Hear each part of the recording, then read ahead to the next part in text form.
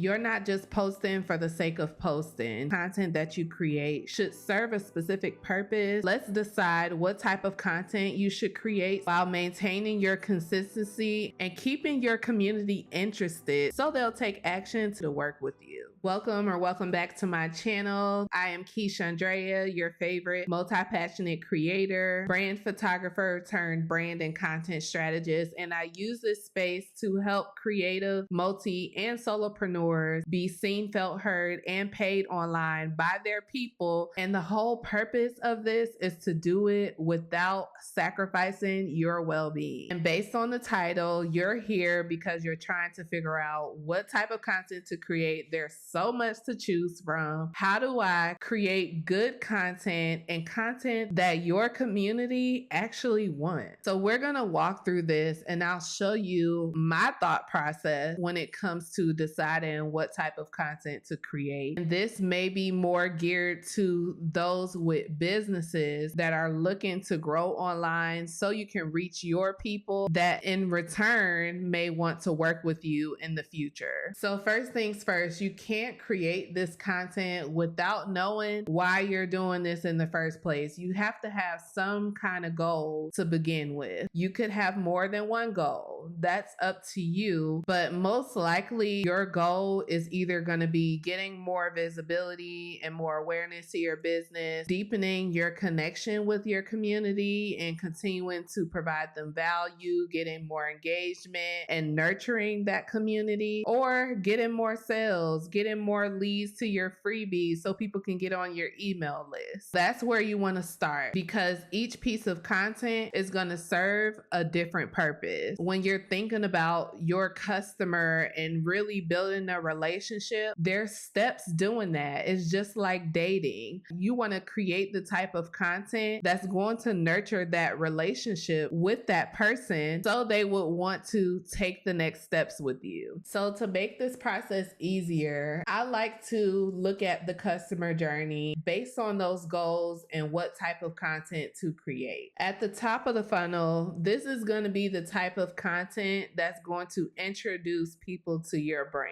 Hence, awareness. This is where you want more people to become more aware of who you are, what you do, what type of problems that they have. And at this stage, most people are strangers to your brand. They're unaware of you and what type of problems that they have. Each part of the customer journey is going to serve a specific purpose. So when you're getting to growing the community, they're not familiar with you yet. They might know that they have a problem. They're just a little intrigued at this point. They don't know that you provide a solution to that problem. And when you're thinking about the conversions and the sales, this is where they already know who you are. They already know what you do. They know they have a problem. They know there's a solution to their problem out there. And they know that you provide that solution to their problem. So all of these things are going to play a big part when it comes to deciding what type of content you're going to create. When you look within this funnel and this pyramid here, it's going to tell you those styles of content based on your customer's journey and what your goals are in this season of your business.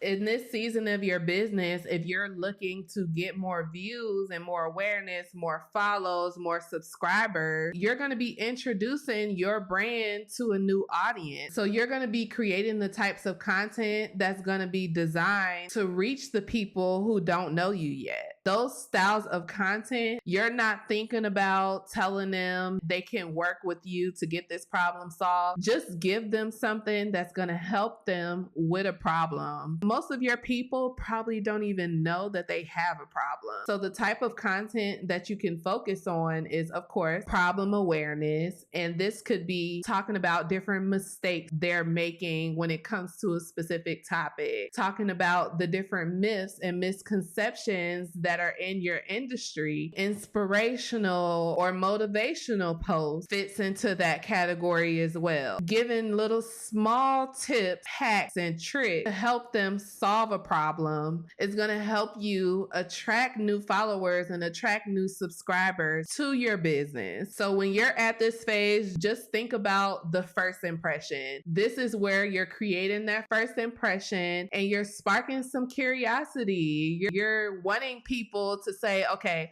who is this person? Maybe this is a person that I need to follow. So start thinking about some of the things that are going to grab the attention of the people that are unfamiliar to who you are. You're not worried about the girl from college or your best friend from elementary school, your mom, your dad. You're thinking about the people who do not know you yet. Still keep it in mind that the dating process, this is like the courting phase. You're courting them before you bombard them with a whole bunch of promotion about your offers. And then moving further along into building this relationship and this dating process, you'll start to think about what type of content is going to help you to build community and get higher engagement. In the next phase, you want people to start talking to you and engaging with your content, commenting, sharing, saving, building a stronger community around your brand. So it may take you starting a couple of conversations, asking questions, encouraging people to give you feedback, making people feel like they are a part of your community. If you're not looking to build community in the online space, having a business might not be sustainable for you. It's not just about you, it's about them and what they're going through and how you can help them through that. And you're gonna have to build relationships. There's no way around it. The majority of people out there are looking for that. They're looking to work with somebody that they trust. So examples of different content styles that are going to help you to get more engagement and deepen those connections with your community. Common questions. Most likely your people are going to have questions that may be unanswered, and that's where you come in to answer some of those frequently asked questions when it comes to specific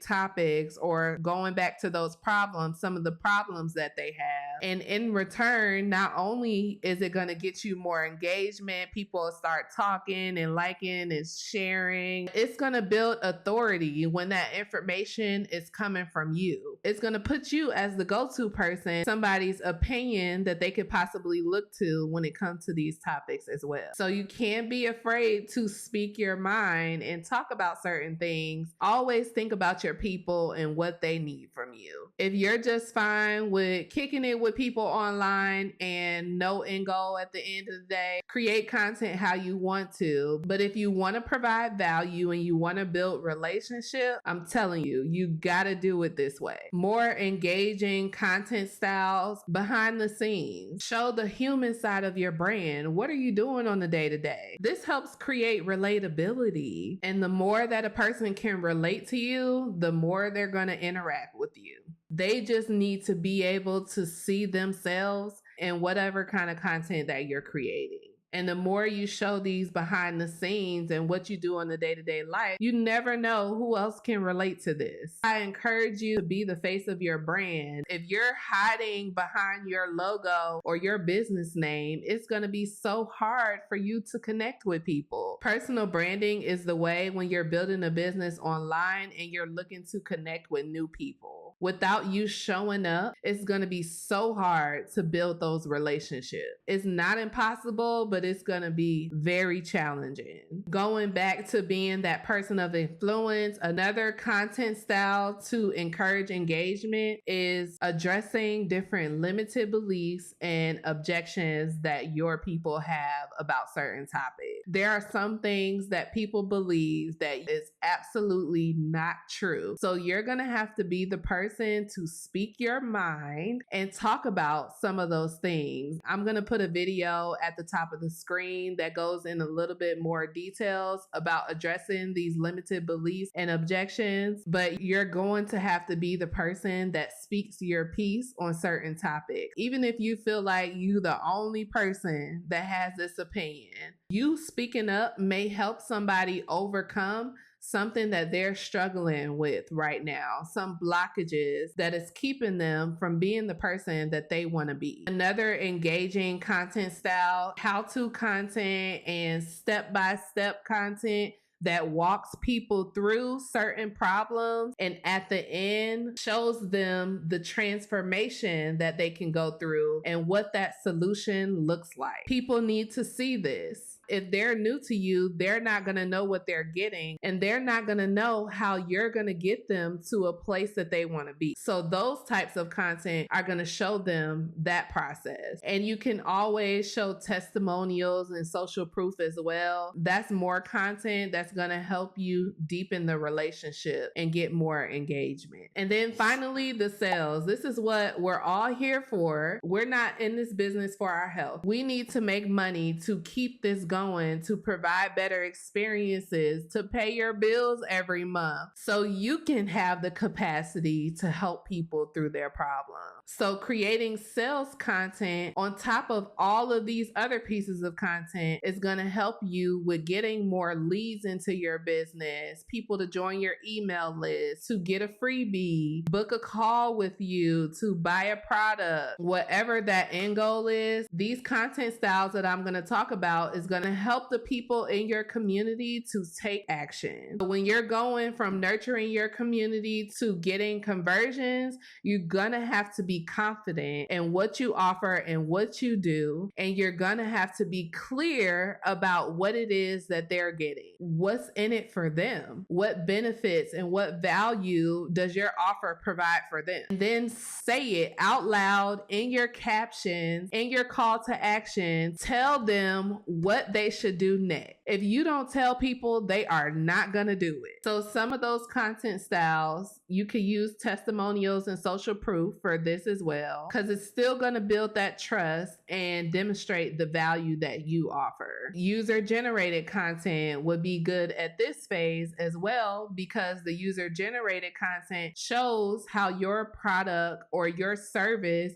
is being used in real life. You could create that content, or you can get somebody else that may be a target audience or collaborate with somebody to create the user generated content for you. You can outsource this to somebody on Fiverr and they'll create that user generated content for you, so you can use to post on your social media platforms. Demonstrations and behind the scenes of either you walking through your product or your service, or somebody else walking through that product or service. This is going to be good for conversions as well. And as an added bonus, storytelling can be used for any type of content. You can create stories around motivation. You can create stories around mistakes that people are making. You can easily create a voiceover over a video and tell a quick story about something that you went through, or a situation for somebody that you know, related to a topic that you would typically discuss. And keep this in mind when you're deciding on what type of content to create. You can't start at the bottom and say, I'm going to go ahead and create some sales content. I'm going to do some UGC